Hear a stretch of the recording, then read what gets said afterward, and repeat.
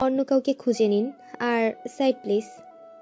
বলে নিবিড়ের হাত ধরে গ্রাউন্ড কর্নারের টেবিলের দিকে চলে আসে।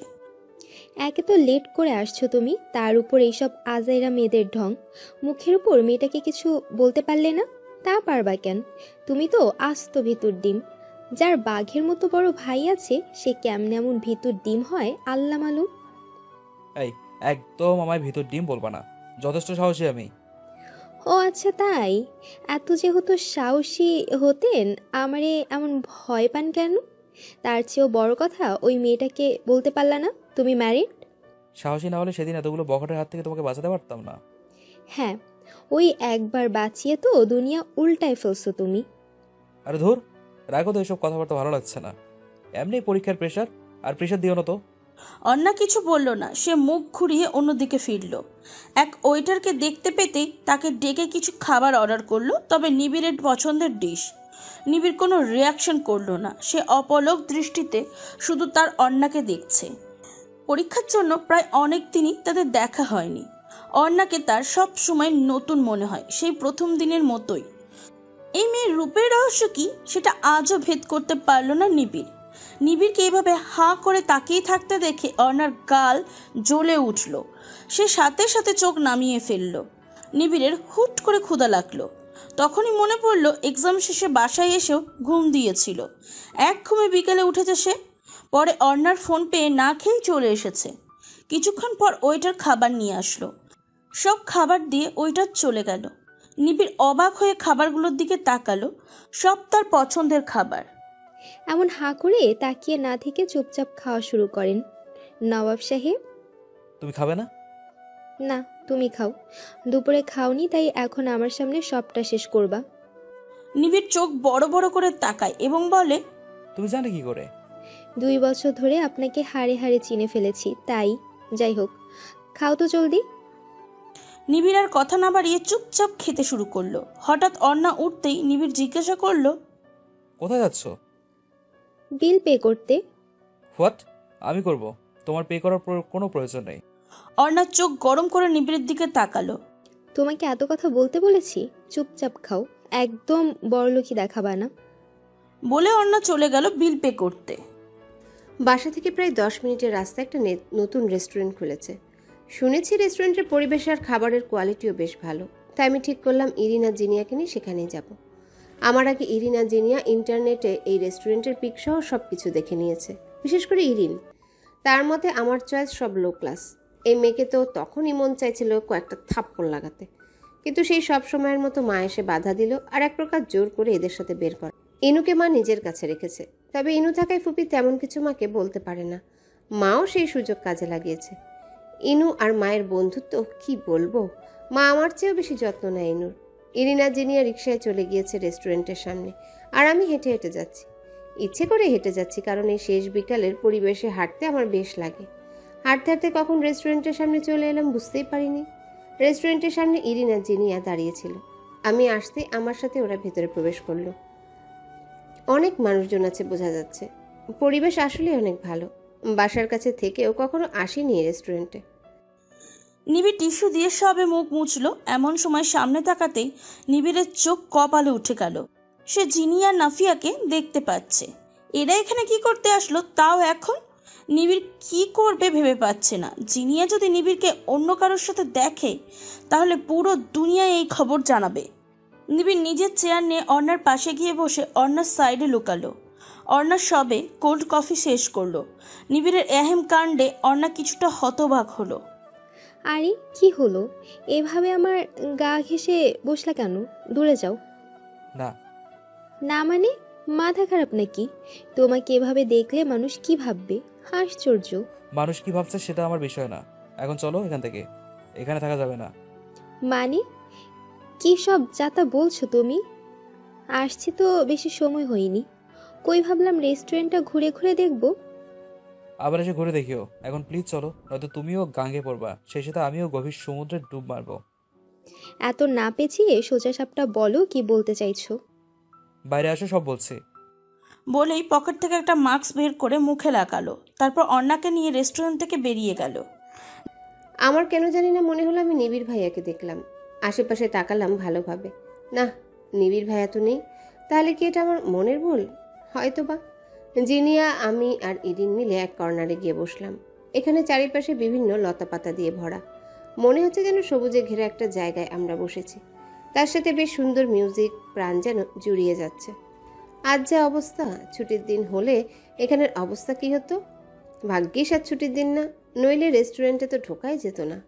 একজন ওয়েটার এসে আমাদের তিনজনের হাতে খাবারের মেনু কার্ড ধরিয়ে দিয়ে চলে গেল।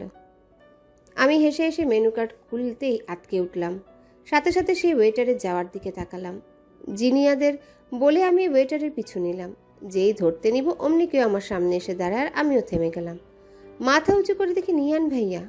উফ, এই হিটলার সব সময় আমার কাছে বাগড়া দিবেই দিবে। নিহান ভাইকে পাশ কেটে সামনে ফিরলাম। ধ্যাৎ, হারিয়ে ফেললাম। ওই ওয়েটারটাকে ধরতে পারলে বিষাদময় প্রহরটাকে ধরতে পারতাম। আমার মেনু কার্ডে একটা চিরকুট ছিল, যেটা লেখা ছিল, বেশি ঘোরাফেরা করবে না, অচেনা ছেলেদের থেকে দূরে থাকবে, এতেই তোমার বিষাদময় প্রহর। নিহান ভাইয়া ভ্রুকুচকে আমার দিকে তাকিয়ে বলে, কিরে, রেস্টুরেন্টের মাঝে এমন দৌড়ঝাঁপ লাগিয়ে রেখেছিস কেন? প্রহরের কথা বলতে গিয়েও বললাম না। এক পরিচিত বান্ধবী দেখেছিলাম, মনে হলো, তাই পিছু নিয়ে তাকে ডাকতে নিয়েছিলাম। ও আচ্ছা, এত দরদ তোর বান্ধবীর জন্য যে তুই চিল্লাবি আর রেস্টুরেন্টের পরিবেশ নষ্ট করতে? আপনার সাথে কথা বলাই বেকার। এখানে আসছেন কেন আপনি? সেটা তোকে বলতে বাধ্য না। তুই এখানে কি করছিস? আমিও আপনাকে বলতে বাধ্য না। বলেই হনহন করে জিনিয়াদের কাছে চলে গেলাম। যেতে যেতে হাতে থাকা চিরকুটটা ছিঁড়ে ডাস্টবিনে ফেলে দিলাম। এই বিষাদের চিঠি রেখে আমি আমার জীবনকে আরও বিষাদময় করতে চাই না। এসব আজাইরা আশিক শুধু পারে লাইফ হেল্প করতে, উন্নতি করতে পারে না। আমার জীবন যা বিষাদময় হওয়ার তা আগেই হয়ে গেছে, আর এই বিষাদের জালে ফাঁসতে চাই না। এসব ভাবতে ভাবতেই চলে আসলাম। খাবার অর্ডার দেওয়ার পরপরই হুট করে নিহান ভাইয়া এসে হাজির। কি সুন্দর হেসে বলল, কেমন আছো জিনিয়া? জিনিয়া থতমত খেয়ে মাথা উঁচু করে তাকালো। এদিকে তেমন মানুষ আর বেশি আলো না থাকায় তেমনভাবে নিহান ভাইকে চেনা যাচ্ছে না।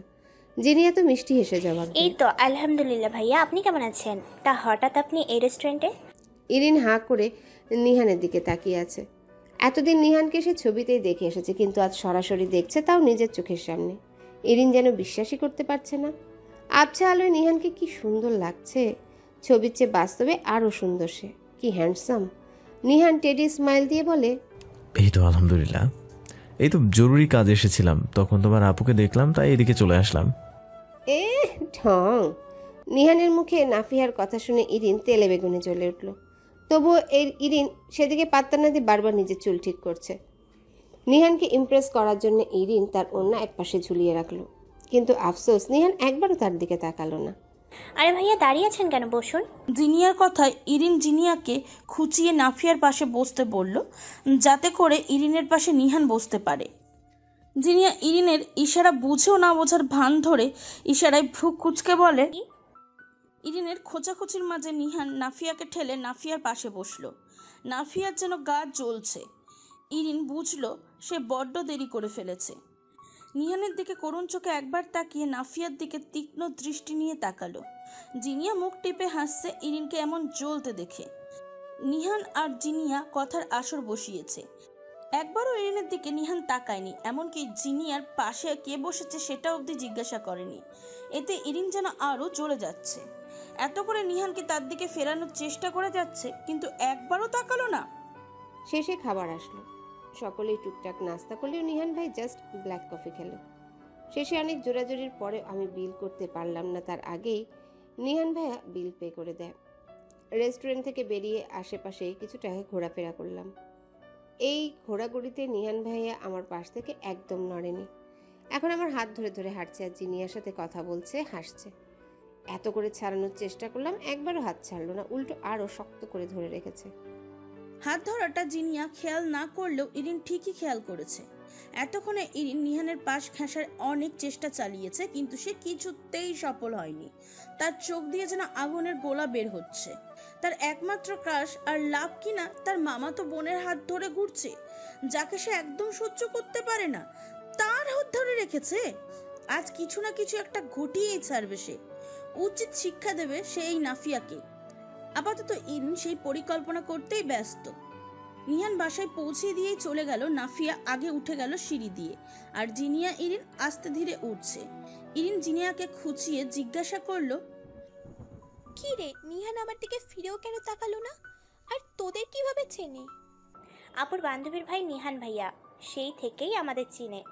আর নিহান ভাইয়ার পার্সোনালিটিও আলাদা, সে সেই মেয়ের দিকে তাকায় না। ইরিনকে উদ্দেশ্য করে কথাটা বলল জিনিয়া, কিন্তু আফসোস ইরিন বুঝলো না।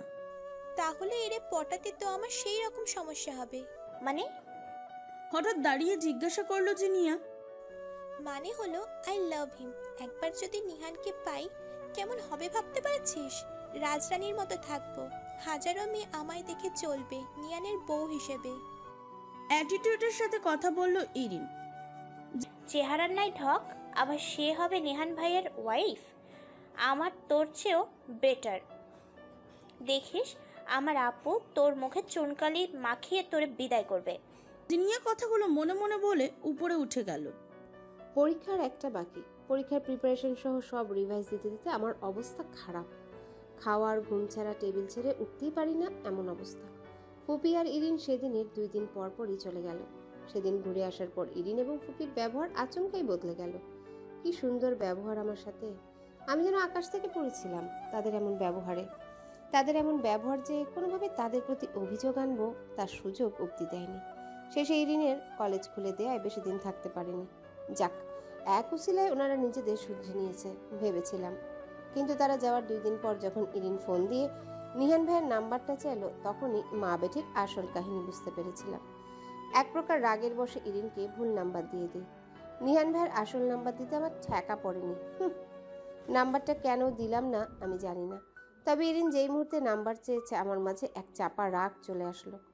এর আগেও অনেকে আমার কাছে নিহান ভাইয়ের নাম্বার চেয়েছে, হয়তো বিরক্তি নিয়ে এড়িয়ে গেছি, কিন্তু এবার এর ব্যতিক্রম। প্রচণ্ড রাগ উঠে গেছিল। কেন কেন অন্য মেয়ে তার নাম্বার চাইবে? আশ্চর্য। তবে নাম্বার দেওয়ার পর ইরিন নিরুদ্দেশ, তাতে আমার কি? আর এদিকে নিহান ভাই ইলেকশনের জন্য যেন তার ভেতরের জানটা বের করে পাবলিককে দিয়ে ফেলেছে। হ্যাঁ, তার চরম ব্যস্ততায় আমার কোনো খোঁজ নেওয়ার প্রয়োজন নেই। তার বড় অভিমান হয় তার প্রতি, তবে অপ্রকাশিত। কিন্তু কেন? এই কেনর উত্তর আমি আজও পেলাম না। তবে ওই বিষাদটার প্রতিদিনের চিঠি তো থাকবেই। এর চিঠিতে এই সেই ভালোবাসার উক্তি, রবীন্দ্রসঙ্গীত, আরও কত কি। আচ্ছা, এই ছেলের মাথায় এসব বিষয় এত জ্ঞান আসে কোথা থেকে? আমি তো কোনো উক্তি পড়া 2 সেকেন্ডেই সব গুলিয়ে ফেলি, সেখানে উনি এত সাহিত্যিক। কিন্তু আমি বিষাদের জাল থেকে ছাড়া পেতে চাই। এটা কি বুঝবে না? এর ঠিকানাও জানি না, নয়তো আমিও এর পাল্টা চিঠি দিয়ে 14 গোষ্ঠীর বেজ্জত করে ছাড়তাম। আমারে চিনে, চুপচাপ স্বভাবের বলে এই না আমি সবকিছু মুখ বুজে সহ্য করব। সেদিন দারোয়ান চাচার সাথে কথা বলেছিলাম যে কেউ হাতে চিঠি নিয়ে আসে কিনা, এবং চিঠি দেওয়ার সময়সূচিও বললাম। উনি বললেন, ও আচ্ছা, ধন্যবাদ চাচা। ব্যাস, আর বুঝতে বাকি নেই এই লম্পট বিষাদটা এই সময়েরই সুযোগ নেয়। কিন্তু আমিও নাফিহা, পরীক্ষা একবার শেষ হোক, তারপর দেখব এই আমার খেল। পরের দিন তাহিরাকে পড়িয়ে বাসায় ফিরছিলাম, তখন এলাকার কিছু ছেলে মাঝ রাস্তায় অনেক উত্ত্যক্ত করে, যাকে বলে মাত্রাতিরিক্ত। শেষে আমার অন্য অবধি টান মারে মাঝের বেয়াদব ছেলেটা। আমি আর নিতে না পেরে মাঝের ছেলেটার গালে কষে একটা চড় লাগিয়ে দিই। তারপর রাগী সুরে চোখ গরম করে বলি, বাসায় মা বোন নাই? তাদেরকে এভাবে উত্ত্যক্ত করলে তোদের মতো জানোয়ারের কেমন লাগবে? আর জীবনও কোনো মেয়েকে উত্ত্যক্ত করার আগেই এই চটটা 10 বার মনে করবি, আশা করছি। আর হ্যাঁ, পারলে তোর মায়ের ফোন নাম্বার বা বাড়ির ঠিকানা দিস, তাকে সম্মানের কথা বলে আসবো। সে এক নারীর গর্ভ থেকে এসে কিভাবে অন্য নারীদের উত্ত্যক্ত করছে, বাজে ভাষায় কথা বলছে। জানোয়ার কোথাকার। একটা কথা ভালোভাবে মনে রাখিস, মেয়েরা ভোগের বস্তু নয়। বলেই হনহন করে বাসার দিকে চলে আসলাম। এই ঘটনা অনেকেই দেখেছিল, কিন্তু কেউ এগিয়ে আসেনি প্রতিবাদ করতে। আমি কখনো আশাও করি না এসব নীরব মানুষদের প্রতিবাদ। এরা শুধু বিড়ালের মতো মেয়াও মেয়াই করতে পারে। এদের থেকে আমার ইনু বেস্ট। ইনু থাকলে ইনুকে দিয়ে এই বেয়াদবগুলোর ব্যবস্থা নিতাম। ফয়সাল রাগে সাপের মতন ফোঁসফোঁস করছে। ফয়সালের এক বন্ধু কাঁধে হাত রেখে বলে, মালটার সাহস দেখেছিস? তোরে এত কিছু বলে গেল আর তুই চুপ করেই রইলি। আমাদের বাকি না একবারের কাছে হেরে গেল। পরিস্থিতি বদলাতে হলে মাঝে মাঝে চুপ থাকতে হয় দোস্ত। এখন এই মালটার ডিটেলস যেমন পারস বাহির কর। ওরে আমার বেটে চাই। ওর এমন হাল করব যা কল্পনা করতে পারবে না। কমিশনার পোলারে চিনে না এখনো। ওকে দোস্ত, আমি এখনই ব্যবস্থা করতেছি। বলেই ফয়সালের বন্ধুরা চলে গেল। আমি বাসায় এসে চুপচাপ বইয়ে পড়ায় মনোযোগ দিয়েছি। মা পাশের বাসার আন্টির সাথে দেখা করতে গেছে। আর জিনিয়া লিভিং রুমে টিভি দেখছে মনে হয়। আমার পড়ার মাঝে ইনু চলে আসলো। মিয়াও। না ভাই মাফ কর, তুই এখানে আসিস না ইনু। মিয়াও। একদম না, তোকে আমি কোলে নিব আর তুই আমার টেবিলের উপর থাকা সবকিছু তছনছ করে দিবি? কখনো না। তোর এইসব অকাজের জন্যে আমরা দ্বিতীয়বার বই আর টেস্ট পেপারগুলো কিনতে হয়েছে। মিয়াও। তোরে আমার বিশ্বাস নেই। জিনিয়া, জিনিয়া কোথায় তুই? ইনুকে এখান থেকে নিয়ে যা, নয়তো আবার আমার বইয়ের বেহাল করবে। জিনিয়া এক প্রকার ছুটে এসে ইনুকে নিয়ে বেরিয়ে গেল। জিনিয়া যাওয়ার আগে দরজাটা ভিজিয়ে দিয়ে গেল যাতে ইনু আবার রুমে আসতে না পারে। আমি একটা স্বস্তির নিঃশ্বাস ফেলে নিজের পড়ায় মনোযোগ দিলাম। দুপুরের দিকে পড়তে পড়তে কখন ঘুমিয়ে পড়েছি জানি না, তবে সন্ধ্যার দিকে ঘুম ছুটে গেল শোরগোলের শব্দে। চোখ কসলাতে কসলাতে উঠে দাঁড়ালাম। উঠে দাঁড়াতেই পায়ের কাছে নরম কিছু অনুভব হলো। নিচে তাকিয়ে দেখি ইনু। ইনুকে কোলে নিয়ে ড্রয়িং রুমের দিকে গেলাম। গিয়ে দেখলাম একজন মধ্যবয়স্ক লোক, একজন মধ্যবয়স্ক মহিলা, আরেকটা যুবক দাঁড়িয়েছে। তাড়াতাড়ি এক হাত দিয়ে মাথায় ভালো করে ঘোমটাটা টেনে দিলাম। যুবকটি একদম চুপ করে এক পাশে দাঁড়িয়ে আছে, তার মুখে কোনো রকম কথা নেই। লম্বা চওড়া, তেমন ফর্সা না, তবুও চলে। গরমে তার মুখমণ্ডল লাল হয়ে আছে, চোখ মুখ একদম স্থির। আমি যুবকটির থেকে চোখ সরিয়ে মায়েদের দিকে তাকালাম। রীতিমতো কথা কাটাকাটি হচ্ছে মা এবং লোকটির মাঝে। লোকটি চিনতে না পেরে ভ্রু কুঁচকে তাদের দিকে এগুলো। আসসালামু আলাইকুম আঙ্কেল। দেখুন, আমার মনে হচ্ছে না আমি আপনাকে চিনি, আর না আপনি আমাদের চিনেন। এখানে একজনের বাসায় এসে কথা কাটাকাটি করাটা কি ঠিক হচ্ছে? আমার কথায় সকলে আমার দিকে তাকালো। মহিলা তো কেমন ড্যাব ড্যাব করে দেখছে আমাকে। আমাকে দেখতেই লোকটার মুখমণ্ডল চিকচিক করে উঠল। অস্ফুট সুরে বলে উঠে, ওয়ালাইকুম আসসালাম। তুমি কি নাফিফা মা? নাফিয়ার পর মা শব্দটা শুনতে আমার বুকটা কেমন ধক করে উঠল। কতদিন পর কেউ আমাকে মা বলল। বাবাকে বড্ড মনে পড়ছে। উনি আমাকে মা অথবা মামনি বলে সমর্থন করতেন। কত সুখের ছিল সব দিনগুলো, সব যেন নিমেষে হারিয়ে গেল। নিজেকে সামলে অনেক কষ্টে বললাম, জি আমি নাফিহা। আমার কাছে কি কোনো প্রয়োজন আপনাদের? লোকটা উজ্জ্বল হাসি দিয়ে আমার কোলে থাকা ইনুর দিকে তাকালো, তারপর আবারও আমার দিকে তাকিয়ে বলল, হ্যাঁ মা, আমাদের এই প্রয়োজনে যদি তুমি আমাদের সাহায্য করতে পারো। আমি সাহায্য করব মানে? কিছুটা বিচলিত হয়ে প্রশ্ন করলাম। আমার পাশ থেকে মা বলে উঠে, আর বলিস না, কমিশনার সাহেব হুট করে বাসাতে এসে তোর নাম ধরে ডেকেই চলেছে। তার কাছে কারণ জানতে চাইলে বলে তার ছোট ছেলেকে নাকি পুলিশ ধরে নিয়ে গেছে। এখন সেই ছেলেকে তুই নাকি ছাড়াতে পারিস। আমি অবাক হয়ে মায়ের দিকে তাকালাম। বিষয়টা কেমন মাথার উপর দিয়ে গেল। আর তার চেয়েও বেশি অবাক লাগছে স্বয়ং এলাকার কমিশনার সহ তার পরিবার আমার বাসায় উপস্থিত। সত্যি বলতে আমি পলিটিক্স নিয়ে তেমন একটা মাথা ঘামাই না, তাই হয়তো চিনতে পারিনি। আর কমিশনারের ছেলেকে আমি ছাড়াবো মানে? আমি কি পুলিশ নাকি লয়ার? দুঃখিত আঙ্কেল, তবে একটা প্রশ্ন করতে চাই, আমি কি করে আপনার ছেলেকে ছাড়াতে পারবো? পাশে থেকে সেই যুবকটি মৃদু স্বরে বলল, আমার ভাই নাকি আপনার সাথে অসভ্যতামি করেছে, তাই পুলিশিয়ান নিহান ভাই স্বয়ং আমার ভাইকে টেনে টেনে জেলে নিয়ে পড়েছে। বলা যায় ইফতিজিং কেসে ফাঁসানো হয়েছে। যখন কোনো কোলে তাকে ছাড়ানো পাচ্ছিলাম না, এক প্রকার বাধ্য হয়ে আপনার এখানে আসা। আপনি যদি কোনোভাবে আমাদের সাহায্য করেন, এই উপকারটি করতেন। আরেক দফা অবাক হলাম। কমিশনারের ছেলে আমার সাথে অসভ্যতামি করেছে মানে? একসময় উপায় না পেয়ে সেই যুবকটির থেকে ছবি চাইলাম, কমিশনার আঙ্কেলের ছোট ছেলে। যুবকটি সম্মতি জানিয়ে ছবিটি দেখালো। আমি অবাক হয়ে তাকালাম। এ তো সকালের ছেলেটা যেটাকে আমি চর মেরেছিলাম। নিমিষেই মেজাজ গরম হয়ে গেল। নিহান ভাই এর জেলে ঢুকিয়েছে, বেশ করেছে।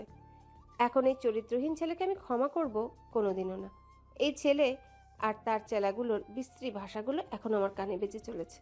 যারা মেয়েদের সম্মান দিতে জানে না, সেখানে আমি তাদেরকে ক্ষমা করব? ইম্পসিবল। নিজেকে ঠান্ডা করে বলি, আঙ্কেল বেয়াদবি করার জন্য দুঃখিত, তবুও বলি, দেখুন আপনি এলাকার কমিশনার, যেখানে আপনার উচিত এলাকার প্রতিটা মানুষকে যত্নে আগলে রাখা, সেখানে আপনার নিজের ছেলে ক্ষমতার নামে অনেকগুলো মেয়ের সাথে অসভ্যতামি করছে। এছাড়াও বাকিটুকু নাইবা বললাম। সেখানে আমি আজ নিজে তার অসভ্যতামি শিকার হয়েছি।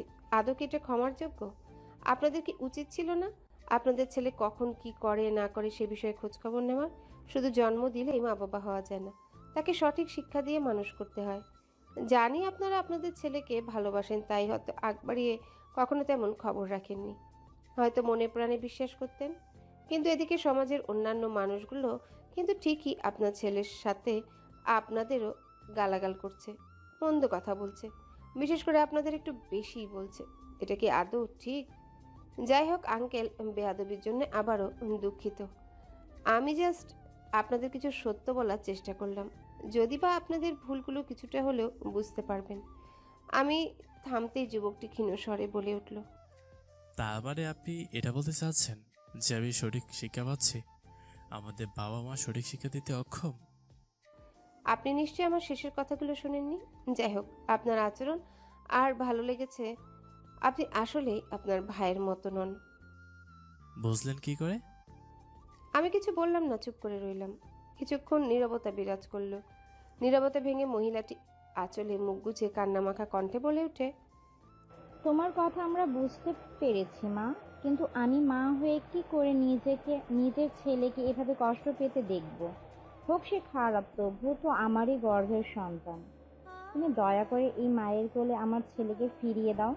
আমি কথা দিচ্ছি আমার ছেলেকে আর কখনো এসবে জড়াতে দিব না। আমি নিজের কঠোরতার সাথে আমার ছেলেকে শুধরে নেওয়ার চেষ্টা করব। মহিলাটির কথা আমার বেশ খারাপ লাগলো। মারা আসলে এমনই হয়। সন্তানের হাজারো ভুলের মাঝেও কি সুন্দর নিজের সন্তানকে ক্ষমা করে দেয়। নিজের সন্তানের দুঃখে নিজেও দুঃখ পায়। আমি আর চোখে মায়ের দিকে তাকিয়ে নরম হয়ে গেলাম। আমি রাজি হলাম সেই ফয়সালকে ক্ষমা করে দিতে। অবশেষে ফয়সাল ছাড়া পেল। ফয়সালের বড় ভাই সাজিদ মুচকি এসে ছোট্ট করে ধন্যবাদ দিল। আমি উত্তরে মুচকি এসে বলি, ধন্যবাদের প্রয়োজন নেই। আপনি কিন্তু এখনো বললেন না কি? কেন আমি আমার ভাইয়ের সাথে আলাদা? মেয়েদের সাথে মানে আমার সাথে নিচু সহ কথা বলেছেন, তাই। আমি দুঃখিত। কেন? আপনার বাবা মাকে হয়তো অপমান করে ফেলেছি। আরে না, আপনি বাস্তব কথাগুলো বলছেন। যাই হোক, আজ আসে। বলেই সাজিদ চলে গেল। আমি মুচকি এসে পিছে ফিরতেই দেখলাম জিনিয়া তাড়াহুড়ো করে পর্দার আড়ালে লুকিয়ে পড়ল। কাহিনী বুঝলাম না, এভাবে লুকানোর কি হলো? যাই হোক, এসব বিষয়ের মাথা না ঘামে আমি নিজের ঘরে চলে গেলাম। হুট করে নিহান ভাইয়ের কথা মনে পড়ল। চটজলদি নিহান ভাইকে ফোন দিলাম। ভেবে নিলাম আজ এর আচ্ছাসে ধোলাই করব, কিন্তু না, তার ফোন বিজি বলছে। বেশ কয়েকবার দিলাম, কিন্তু না, সে একই বিজি চলেছে। আচ্ছা, উনি কি আমার নাম্বার ব্লক করেছেন? ধুর, আমিও কি ভাবছি। এখন তো ওনার ইলেকশন চলছে, তাই বিভিন্ন জায়গা থেকে ওনার কলটলও আসতে পারে, সেই জন্য হয়তো বিজি। আমি আর কথা না বাড়ি আবারও পড়তে বসলাম। মা নাস্তা দিয়ে গেল, পড়তে পড়তেই পুরোটা সময় খেয়ে নিলাম। কাল নষ্ট পরীক্ষা, তাই ঠিকভাবে পড়তে কাল লাস্ট পরীক্ষা, তাই সঠিকভাবে পড়তে হবে।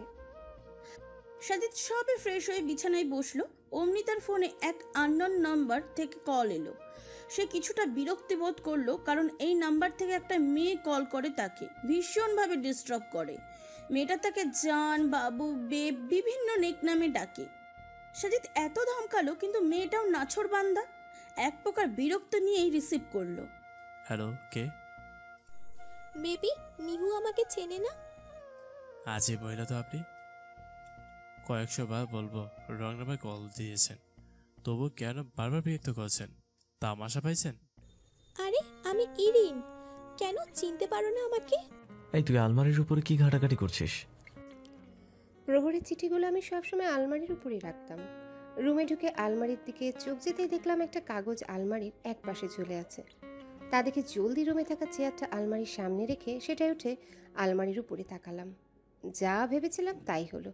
বজ্জাত ইনুটা কিভাবে এই আলমারির উপর উঠে সব চিঠির 12টা বাজাইছে।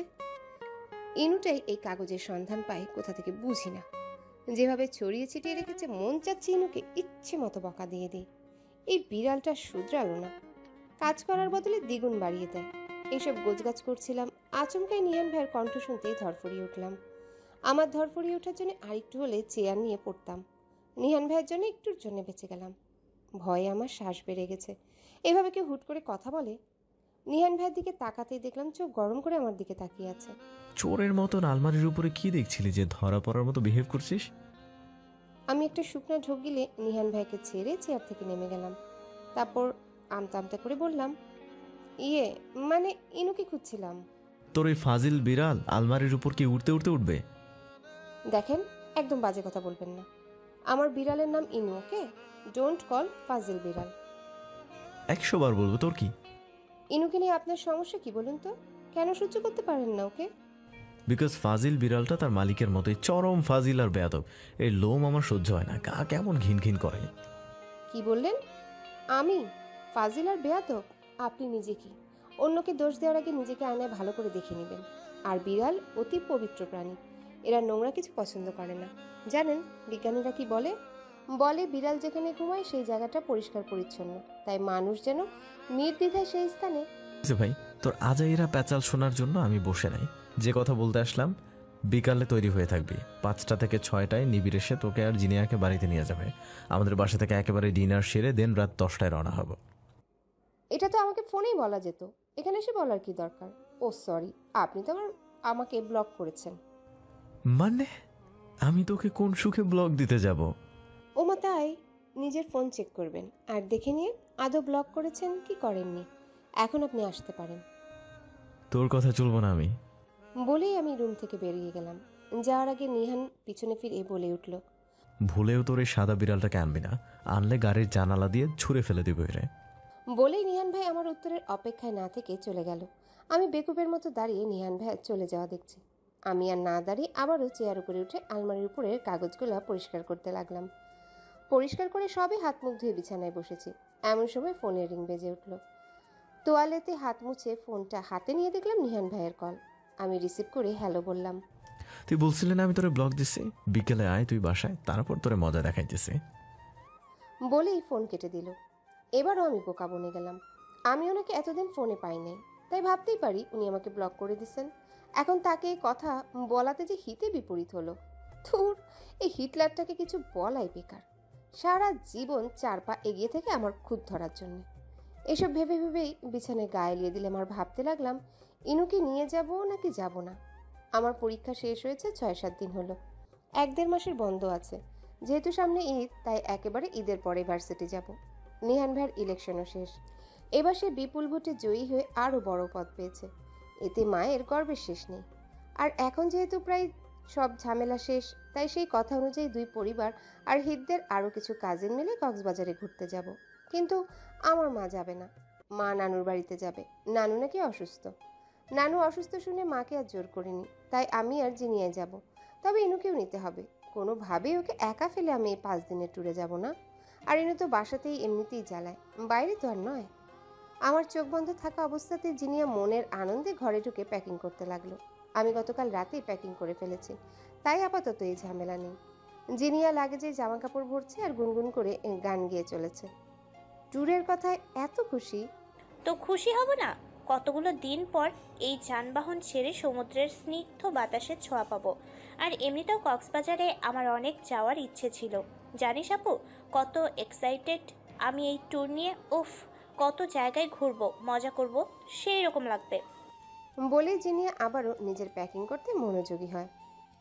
ফয়সাল স্ট্যাচুর মতন শুয়ে আছে। সে নড়াচড়া করতে পারছে না, কথাও বলতে পারছে না, শুধু তার চোখ দুটো নড়ছে। তার পুরো শরীর অবশ হয়ে আছে, বলা যায় সে এক প্রকার প্যারালাইজড হয়ে আছে। ফয়সালের সেই রুমে কিছুটা দূরে অন্ধকারে দাঁড়িয়ে আছে কালো লম্বা হুডি পরা লোকটির চেহারা বোঝা যাচ্ছে না, কারণ তার হুডিটা নাক পর্যন্ত টেনে দেওয়া, আর মুখেও কালো মাস্ক। তার 2 হাতে গ্লাভস পরা, আর 1 হাতে একটা ইঞ্জেকশন সিরিঞ্জ। সে আর কেউ নয়, বিষাদময় প্রহর। বুড় অট্ট হাসিতে ফেটে পড়ল ফয়সালের এই অবস্থা দেখে। মনের মাঝে এক পৈশাচিক আনন্দ পাচ্ছে সে। হাসতে হাসতেই বলল, আহারে কি কষ্ট তোমার পুচকে, হ্যাঁ? জানিস পুচকে, তোর জন্য আমার বড্ড মায়া হচ্ছে, কিন্তু কি করার আছে বল? হ্যাঁ, হাঁটুর সমান এক ছেলে হয়ে তুই আমার জানের গায়ে হাত দিয়েছিস, তার সাথে অসভ্যতামি করেছিস, বাজে কথা বলেছিস, এমনকি ওকে বেড পার্টনারও বানাতে চাইছিলি। কিন্তু দেখ তোর অবস্থা, আমার জান পাখিকে বেড পার্টনার বানাতে গিয়ে নিজেই প্যারালাইজড হয়ে বিছানার সাথে লেগে গেলি। ইস, বেচারা, কষ্ট হচ্ছে বুঝি? ফয়সাল কিছু বলতে পারল না, সে শুধু বিচলিত দৃষ্টিতে চুপচাপ তাকিয়ে আছে। তার মনে হাজারো প্রশ্ন উকি দিচ্ছে। প্রহর তা বুঝতে পারে। প্রহর হেসে দিয়ে বলে, জেলে ছিলে নাফিয়ার দয়ায় ছাড়া পেয়েছিলে, কিন্তু তুই কি শোধরানো মানুষ? হ্যাঁ, তুই আবারও নাফিয়ার ক্ষতি করতে উঠে পড়ে লেগেছিলে, তাও ভয়ঙ্কর ভাবে। কিন্তু তুই তো জানিস না ওর জন্য ওর এই বিষাদময় প্রহর আছে। তু তু তু এবার আর বাঁচতে পারি না। বলে আবার অট্ট হাসিতে ফেটে পড়ল প্রহর। প্রহরের হাসির ধ্বনিতে ফয়সালের সারা শরীর কম্পন দিয়ে যাচ্ছে। সে বুঝতে পারছে না কি করে সে এই প্রহরের কবলে পড়ল। সে তো তার নিজের বাড়িতে নিজের ঘরে ঘুমিয়েছিল। তো জানতে ইচ্ছে হচ্ছে না তোদের বাসা থেকে কি করে তোকে এখানে নিয়ে এলাম? তাহলে শোন, তোর বাড়িরই একজন আমাকে সাহায্য করেছে, আর সে হলো। প্রহর কিছু বলতে নিতেই দরজা খট করে খুলে গেল। বিকালের দিকে আমরা নিহান ভাইদের বাড়ি পৌঁছেছি। এসে তো আমি অবাক, কারণ হিদের অনেক কাজিনরা এসেছে। হিদ আমাকে দেখতে পেয়ে দৌড়ে এসে জড়িয়ে ধরলো। দুজন টুকটাক কথা বললাম, কিন্তু এই কয়েক মিনিটে একবারও নিহান ভাইকে আশেপাশে দেখলাম না। হয়তো বাড়িতে নেই। যাক, বাঁচলাম। এইবারের মতো তার গপ্প পড়িনি। কিন্তু কথায় আছে না, যেখানে বাঘের ভয় সেখানেই সন্ধ্যা হয়। আমার কপালও তাই। হিদের সাথে আমরা বাগানের পেছনের দিকে যেতেই দেখি নিহান ভাইয়া সহ তার আরো কাজিনরা নরম ঘাসের উপর বসে আড্ডা দিচ্ছে। নিহান ভাইয়ের পোশাকে আমি অবাক হলাম, কারণ ভাইয়া হাঁটু অব্দি একটা প্যান্ট আর ফতুয়া পরে আছে। ফতুয়া পাতলা হয়, ওনার বডির গঠন আবছা বোঝা যাচ্ছে। আমি চোখ বড় বড় করে তাকালাম নিহান ভাইয়ের দিকে। সে আমার দিকে তাকাতে আমি সাথে সাথে চোখ নামিয়ে ফেলি। হিদ আমাকে নিয়ে ওদিকে চলে যায়। ইনু জিনিয়ার কাছে রয়েছে। আমি, জিনিয়ার, হিদও বসে পড়ি। সকলে গোল হয়ে বসে, আমি একদম নিহান ভাইয়ের সামনাসামনি। সে এখনও ইনুকে খেয়াল করেনি। আল্লাহ জানে ইনুকে দেখলে তার রিয়াকশন কেমন হবে। হিদ সকলের সাথে আমাকে পরিচয় করিয়ে দিতে লাগলো। একটা বিষয় বুঝতে পারলাম, ওদের কাজিনের অভাব নেই। কম করে হলো প্রায় 10 জনের মতো ওদের কাজিন। আগে তো এত কাজিন দেখলাম না। হুট করে এত কাজিনই বা কোত্থেকে ডাউনলোড হলো? এখানে সবার সিনিয়র একমাত্র নিহান ভাইয়ের আরেকটা ভাইয়া, আর সব থেকে জুনিয়র হচ্ছে 7-এ পড়া পুচকি মারিয়া। মারিয়াকে আবার অনেক ভালো লেগেছে, কি কিউট। আমি এবং জিনিয়াও পরিচিত হলাম ওদের সাথে। এতগুলো কাজিন থাকায় নিহান ভাই এমন ভাব ধরছে যেন আমাকে চিনেই না। ন্যাকা। নিহান ভাই কি সুন্দর বোনদের সাথে হেসে হেসে কথা বলছে। এখন এই ছেলেটাকে দেখে কেউ বলবে না এই ছেলেটা সব সময় গম্ভীর হয়ে থাকে। আমি এক পলকে তাকিয়ে তার হাসি দেখছি। জানি না ওনার হাসিতে কি আছে, তবে তার হাসিটা আমার অনেক ভালো লাগে, অনেক। আমার দেখার মাঝে ইনু জিনিয়ার কোল থেকে লাফ দিয়ে আমার কোলে এসে গুটিসুটি হয়ে বসে থাকে। ইনুর এমন চুপ থাকা দেখে ভীষণ হাসি পেল, কারণ এতগুলো মানুষকে দেখে বেচারার অস্বস্তি লাগছে। যাক, একদিক দিয়ে ভালো হলো। অবশেষে আমরা ডিনার করে রাত 10টায় রওনা হলাম। মোট 2টা হাইস আর 3টা প্রাইভেট কার নিয়ে কক্সবাজার যাচ্ছি। নিহান ভাইয়ের 2-3 কাজিনের বিয়েও হয়েছে, তাই তাদের ফ্যামিলি সহ এতগুলো মানুষ যেহেতু যাচ্ছে 5টা গাড়ি হবেই স্বাভাবিক। কিন্তু সমস্যা হলো আমি আর হিদ নিহান ভাইয়ের সাথে এক গাড়িতে উঠেছি। আমি জিনিয়ার সাথে যেতে নিয়েছিলাম, কিন্তু নিহান ভাই এক প্রকার জোর করেই তার গাড়িতে উঠালো। তাকে জিজ্ঞাসা করলেই বলে হিদ নাকি আনতে বলেছে আমাকে। যদি হিদ বলে থাকতো তাহলে আমার সাথে ঘেঁষে বসলো কেন? অদ্ভুত। ফয়সাল স্থির দৃষ্টিতে তাকিয়ে আছে সামনের ব্যক্তিটির দিকে। ফয়সালের ভিতরটা যেন জ্বলে পুড়ে যাচ্ছে কোনো এক অদৃশ্য অগ্নিতে। প্রহর সেই দূরেই দাঁড়িয়ে আছে। ফয়সাল ছটপট করছে কিছু বলার জন্য, কিন্তু সে বরাবরই ব্যর্থ। ফয়সালের মা ছেলের দিকে একদম স্থির দৃষ্টি নিক্ষেপ করে বলল, চিনেছিস আমাকে বাবা? যাকে 2 দিন আগে ধাক্কা মেরে ফেলেছিলি তোকে বারণ করার জন্য, মনে আছে? আমার কপালের সেই তাজা রক্তের ফোঁটাগুলো দেখ, আজ কপালের ব্যান্ডেজ নিয়ে তোর কি রকম ভয়াবহ অবস্থা করলাম।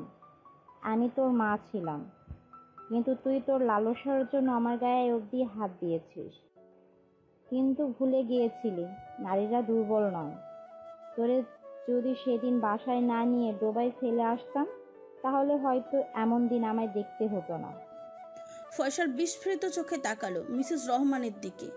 মিসেস রহমান আবারও শক্ত কণ্ঠে বলে উঠল, হয়তো ভাবছিস কেন বললাম না তোকে গর্ভের ধারণের কথা, কারণ তুই আমার ছেলে নস। আমি তোর জন্মদাতা মাও নই। আমি একজনকে জন্ম দিয়েছি, আর সে তোর বড় ভাই সাজিদ রহমানকে। পুরোটা রাত নিহান ভাই আর হিত দুইজন আমার দুই কাঁধ দখল করে আরামসে ঘুমিয়েছে। এদিকে আমার এই দুই ভাই বোনের জ্বালায় আমার ঘুম গোল্লায় গেছে। এরা আমাকে পাইছে কি ভাই? এদের টর্চার সহ্য করতে করতে আমার পুরো জার্নির সমাপ্তি ঘটল। যখন আমরা পৌঁছালাম তখন ভোর 6টার মতন বাজে। কক্সবাজারে পৌঁছানোর প্রায় ঘন্টাখানেক আগেই নিহান ভাই উঠে যায়। যখন পৌঁছে গেলাম তখন নিহান ভাই হিতকে ঝাড়ি দিয়ে ঘুম থেকে উঠাইছে। এদিকে ঘুমে আমার অবস্থা খারাপ। নিভু নিভু চোখে গাড়ি থেকে নামলাম। হিদ আমাকে ধরে রেখেছে। নিহান ভাইয়া পিছে পিছে আমি আর হিদ হাঁটছি। শুনেছি এখানে এক রিসোর্ট বুকিং দিয়েছে নিহান ভাইয়া। কোনো রকমে রিসোর্টে পৌঁছালাম। আশেপাশের সৌন্দর্য দেখার মতো অবস্থায় নেই আমি। জিনিয়াকে নিয়ে এক সার্ভেন্টের সাথে এক রুমের দিকে গেলাম। সার্ভেন্ট আমাদের রুম দেখিয়ে দিতে আমি বিছানায় গিয়ে ধপ করে শুয়ে পড়লাম আর সাথে সাথেই ঘুমিয়ে পড়লাম। ঘুমের মাঝে পায়ে কেমন সুরসুরি অনুভব হলো। বেশি অনুভব হতেই লাফ দিয়ে উঠে বসলাম আর চোখ বড় বড় করে এদিক সেদিক তাকালাম। না, কেউ তো আশেপাশে নেই। পায়ের দিকে আবারও সুরসুরি অনুভব হতেই আমি আমার শরীর থেকে ব্ল্যাঙ্কেট সরিয়ে ফেললাম। আরে, এ তো ইনু। ফাজিল একটা। এ তো কম্বলের নিচে ঢুকে ঘেঁষাঘেঁষি করছে পায়ের সাথে। চোখ মুখ গরম করে তাকিয়ে আছে ইনুর দিকে। ইনু এমন একটা লুক নিয়ে তাকিয়ে আছে যেন সে আগে ভাগেই বোম ফাটার ইঙ্গিত পাচ্ছে। ইনুর বাচ্চা, আমার এত স্বাদের ঘুম এভাবে কেউ ভাঙাতে বলেছিল? তোরে কোন পাগলে বলেছিল কম্বলের নিচে ঢুকে আমাকে গুতাগুতি করতে? মিয়াও। তো কিছুক্ষণ অপেক্ষা করতে পারলি না? আমি কি মরে গেছি? ওই দুই বেয়াদবের জ্বালায় সারা রাত ঘুমাতে পারি না। এখন তোরে কেমনি আমি ঘোরাতে নিয়ে যাব? মিয়াও। কি, তুই বাইরে এক খরগোশ দেখেছিলি? মিয়াও। অসহায় দৃষ্টিতে ইনুর দিকে তাকালাম। এই বদ ইনু তার লাইন মারার গল্প শোনাতে আমার ঘুম ভাঙালো। এখন আমি হাসবো নাকি কাঁদবো ঠিক বুঝে উঠতে পারছি না। ঘুম থেকে উঠে চেঁচামেচির কারণে মাথাটা ধরে গেল। দুই হাত দিয়ে মাথা চেপে ধরে বসে রইলাম। তখনই হিত, জিনিয়া আর আহিরা, নিহান ভাইয়ের কাজিন আপু রুমে ঢুকলো। আমাকে এভাবে মাথা ধরে বসে থাকতে দেখে হিত চিন্তিত সুরে বলল, কিরে এভাবে মাথা ধরে বসে আছিস কেন? হুট করে ঘুম ভাঙার কারণে মাথাটা ধরে গেছে দোস্ত। ও মা, বলো কি নাফি? দাঁড়া, আমি নিচে গিয়ে কফির ব্যবস্থা করে আসি। আরে না আপু, আমি ঠিক আছে, এসবের দরকার নেই। নাও কথা, আমি গেলাম। বলেই আহিরা আপু বেরিয়ে গেল কফি আনতে। জিনি আর হিত বেডে এসে বসলো। হিত ইনুর থেকে কিছুটা দূরত্ব বজায় রেখে বসলো, কারণ হিত ইনুকে ভয় পায়। ইনুও সেটার মজা নেয়, কিন্তু আজ সে লাইন মারার চিন্তা নিয়ে ব্যস্ত। বদ কোথাকার। জিনিয়া ইনুর গাল টেনে ইনুকে নিজের কোলে বসিয়ে দিল। আমি ওদের বসতে বলে ওয়াশরুমে গেলাম ফ্রেশ হতে। ফ্রেশ হয়ে এসে দেখি আহিরা আপু কফি নিয়ে হাজির, যা থেকে ধোয়া উড়ে আসছে। আমি গিয়ে কফিটা নিয়ে ছোট্ট করে ধন্যবাদ দিলাম। কফিতে চুমুক দিতে দিতে বললাম, কয়টা বাজে? 3টা। ওহ, লাঞ্চ করনি? সবে লাঞ্চ করে এখানে আসলাম। ও হ্যাঁ, ভালো কথা নাফিহা, তোকে নিহান ভাই বলেছে কফিটা সেরে নিচে গিয়ে খেয়ে নিতে। কি 3টা? আমি এতক্ষণ ঘুমালাম, তোমরা কেউ জাগালে না? নিশ্চয় ঘুরেও এসেছো। মুখ গোমরা করে বললাম। আরে না, আজকে বিকাল অবধি সবাই রেস্ট নেবে। আঙ্কেল আন্টি এমন লং জার্নি করে টায়ার্ড, আর তুইও ঘুমাচ্ছিস দেখে ঘুরতে যাওয়ার প্ল্যান বাতিল করে রেস্ট নিচ্ছে। আমি ছোট করে ওহ বললাম। মারিয়া এসে ইনুকে নিয়ে রিসোর্টের পিছনের বাগানে গেল খেলতে। রিসোর্টটা বেশ বড় এবং খুব সুন্দর। আমাদের রুমটা সাদা এবং রেড রঙের কম্বিনেশনে সাজানো, যাকে বলে ফার্নিচার, বেড, ব্ল্যাঙ্কেট থেকে শুরু করে দেয়ালের কালারও। পুরো রিসোর্টটা বিভিন্ন কালার এবং শোপিসে ডেকোরেশন করা। লাঞ্চ করে পুরোটা রিসোর্ট ঘুরে ঘুরে দেখছি। লাঞ্চের সময় নিহান ভাইকে আশেপাশে দেখিনি। সে যেখানে ইচ্ছে যাক, আমার কি। আন্টি আমার পাশে বসে থেকে খাইয়ে দিয়েছে, আমার পাতে এটা সেটা তুলে দিয়েছে। আন্টির এমন কেয়ারিং আমার ভীষণ ভালো লাগে। এত কেন ভালো সবাই? মানে সবাই না, নিহান ভাই আর ওই আপুটা বাদে। ওই আপুটার নামটা মনে আসছে না। হয়তো ভাবছেন আমি কার কথা বলছি। সময় আসুক, আপনারা নিজেরাই জেনে নেবেন। হিদের কাছে জেনেছি বিকালে নাকি আমরা সমুদ্র দেখতে বের হব। এরপর আবার সন্ধ্যায় রিসোর্টে ফিরব। আবার রাতে বারবিকিউ পার্টি হবে রিসোর্টের পেছনের বাগানটায়। আমি তো বেশ এক্সাইটেড। এদিকে রুমে গিয়ে দেখি জিনিয়া, মারিয়া আর ইনু বেশ সেলফি তুলছে। ওদের কাণ্ডে আমি ফিক করে হেসে দিলাম। আহির আপু কিছুক্ষণ বাদে এসে জানালো যেন আমরা তৈরি হইনি, কারণ আসরের নামাজের পরেই আমরা বের হব। আহির আপুর সাথে মারিয়া বেরিয়ে গেল। মারিয়া চলে যেতেই জিনিয়া একটা ড্রেস নিয়ে ওয়াশরুমে চেঞ্জ করতে গেল। আমিও ততক্ষণে চেঞ্জ করে অন্য একটা ড্রেস পরে নিলাম। লম্বা চুলগুলো ছেড়ে দিলাম। হঠাৎ কিছু একটা মনে পড়তে হৃদের রুমের দিকে যাওয়ার জন্য বেরিয়ে গেলাম। সিঁড়ির দিকে যাওয়ার সময় পেছন থেকে কেউ আমার মুখ চেপে এক রুমে নিয়ে ঢুকিয়ে দিল। তার থেকে ছাড়া পেতেই পিছে ফিরে দেখলাম নিহান ভাইয়া। আমি একটা স্বস্তির নিঃশ্বাস ফেলে রেগেমেগে বললাম, সমস্যা কি আপনার? যখন তখন হুট করে এভাবে ভূতের মতো এন্ট্রি নিয়ে টেনে আনেন কেন? এক্সকিউজ মি, কি বলি তুই? আমি ভূতের মতো এন্ট্রি নেই। দেখ, আমি কাজ ছাড়া আজাইরা কথা বলতে তোর রুমে আনি নাই, ওকে? এখন আসল কথা শোন। কি কথা? নিহান ভাইয়া আমার দিকে এগিয়ে আসতে আমি ভয়ে পিছিয়ের দিকে চলে আসলাম। এই, আপনি আমার দিকে এগোচ্ছেন কেন? হুট করে নিহান ভাইয়া থেমে গেলেন, আমিও থেমে গেলাম। আমি থামতেই উনি ধপাধপ পা ফেলে আমার সামনে এসে আমার মাথায় ঘোমটা দিয়ে দিল এবং কিছুটা দূরে সরে দাঁড়ালো। সব কিছু এত জলদি হলো যে সবটা মাথার উপর দিয়ে গেল। আমি চোখ বড় বড় করে নিহান ভাইয়ের দিকে তাকিয়ে আছি। উনি গলা পরিষ্কার করে বলে, চুল ছেড়ে বের হবি না, হিজাব পরে পরিপাটি হয়ে বের হবি, নয়তো তোরা আমি কয়লার কালি মুখে ভালোভাবে লাগাই দেব। নিহান ভাইয়ের কথায় মেজাজ গরম হয়ে গেল। আজ যেন আমার সহ্যের সীমা পার হয়ে গেল। আগে কয়লা দেখান। কি ভাবছেন আপনি আমাকে? হাতের মোয়া? সব কিছুর প্রতি শুধু জোর খাটাবেন, তাও আপনার ডিসগাস্টিং থ্রেড দিয়ে? আমি আপনার কোনো কথা শুনতে বাধ্য নয়। চুল ছেড়ে যাব কি হিজাব পরে যাব তা সম্পূর্ণ আমার পার্সোনাল ব্যাপার। ভেবেছিলাম নিহান ভাই আমার কথায় রেগে যাবেন, কিন্তু না। উনি আমার আশায় জল ঢেলে দিয়ে বেড বক্সের একটা ড্রয়ার খুলে হাতে কিসের একটা পলিথিন নিলেন। আমি ভ্রু কুচকে তাকালাম সেদিকে। মুহূর্তেই চোখ দুটো বড় বড় হয়ে গেল। কি যেন কালো কালো দেখা যাচ্ছে ওনার সেই পলিথিনে। এর মানে কি সত্যি সত্যি? ভেবে বেশ কয়েকবার শুকনো ঢোক গিললাম। না, পালাতে হবে, এখানে আর থাকা যাবে না। বলেই পিছে ফিরে দরজার দিকে যেই দৌড় লাগাবো অমনি আমার হাতে টান লাগলো। নিহান ভাই আমার হাত টান দিয়ে আমাকে তার সামনে দাঁড় করালো। আমি হাত ছাড়ানোর চেষ্টা চালাতে চালাতে বলি, সরি ভাইয়া, আর কখনো কিছু বলবো না, এমনকি পরিপাটি হয়ে বের হব। তাও এই কালি আমার মুখে লাগাবেন না। দেখুন, সবাই কিছুক্ষণ পর বের হবে, আমারও তো রেডি হতে সময় লাগবে। এমন নানান এক্সকিউজ দিতে লাগলাম, কিন্তু হিটলারটাও এক নম্বরের ঘাটতারা। ঠিক আমাকে ওই কালো জিনিসটা পুরো মুখে লাগিয়ে তবেই ছাড়লো। মুখে লাগিয়ে দিতে আমি ভ্যাঁ ভ্যাঁ করে কেঁদে দিলাম। আমার ইজ্জত শেষ। আল্লাহ, তুমি আমারে উঠায় নাও, নয়তো এই হিটলারটাকে একটা উচিত শিক্ষা দাও আল্লাহ। ওরে, কে কোথায় আছো দেখে যাও। 22 বছরের যুবতী মেয়ে বাচ্চাদের মতো ভ্যা ভ্যা করে কাঁদতেছে। এখন কাঁদ, বেশি বেশি কাঁদ। তোর আমি আগেও সাবধান করছি, কিন্তু তুই তো তেরা টাইপের ভাই। সোজা কথা কোনো কালেই কান দিয়ে ঢুকবে না। এখন দেখ, রাগ উঠলে তোরে কি কি করতে পারি। ভাগ্য ভালো তোর, তুই এখনো আমার হাতে স্পাইসি মশলা স্পেশাল থাপ্পড়টা খাসনি। এখন রুম থেকে বের হ। আবার যদি আমার কথা কানে না নিছিস, তাহলে এই কালিমার্কা চেহারাটা আয়নায় বারবার দেখিস। বলেই হনহন করে বেলকনির দিকে চলে গেলাম। আমি কান্না থামি ওন্না দিয়ে মুখ ঢেকে নিজের রুমের দিকে চলে গেলাম। জিনিয়া নিজের সাজগোজে ব্যস্ত থাকে, আমাকে ওয়াশরুমে যেতে খেয়াল করেনি। আমি রাগে ক্ষোভে মুখ ভালোভাবে ধুয়ে নিলাম। কিন্তু এ কি, আমি তো ভেবেছিলাম এই কালি রং ওঠাতে আমার ঘন্টাখানেক সময় লাগবে, কিন্তু এই যে এক ঝাপটা পানিতেই উঠে গেছে। ফেস ওয়াশ দিয়ে মুখ ধুয়ে তোয়ালে দিয়ে মুছতে মুছতে বেরিয়ে গেলাম ওয়াশরুম থেকে। হিজাব পরে বের হয়েছি আমি। হেঁটেই যাচ্ছি আমরা, কারণ রিসোর্ট থেকে সি বিচ বেশি দূরে নয়। সামনে পিছে অনেক মানুষজন। আমি হিদের সাথে হাঁটছি আর জিনিয়া আহিরা আপুদের সাথে। ইনুকে আন্টির কাছে রেখে এসেছি। বের হওয়ার পর থেকে একবারও নিহান ভাইয়ের দিকে ফিরেও তাকাইনি। কথা বলা তো দূরে থাক, আজ উনি আমাকে চরম অপমান করেছে, চরম। এদিকে হিদ এটা সেটা বলে বকবক করেই চলেছে। আমি মুখে একটা কৃত্রিম হাসি ঝুলিয়ে হ্যাঁতে হ্যাঁ আর নাতে না বলছি। তুমি কি জানো আমার প্রেয়সী, তোমার এই মেরিন হিসাবে তোমায় সেই রক্তিম মুখখানা কতটা সুন্দর দেখাচ্ছে। তোমার হরিণী টানা চোখে সূর্যের আলোয় চকচক করছে। সাজবিহীন মুখমণ্ডলটি যেন সূর্যের স্পর্শে লালে ঝিলিক মারছে বিজলি চমকানোর মতো। ভালোবাসি প্রেয়সী, অনেক আগে থেকেই যে তুমি আমার এই নিষ্পাপ হৃদয়কে চুরি করে নিয়েছো তোমাদের হৃদয়ের গভীরে। তাই তো তোমাকে দেখার তৃষ্ণায় বারংবার তোমার কাছে ছুটে আসি। শুধু তোমার কাছে ভালোবাসি, অনেক বেশি ভালোবাসি।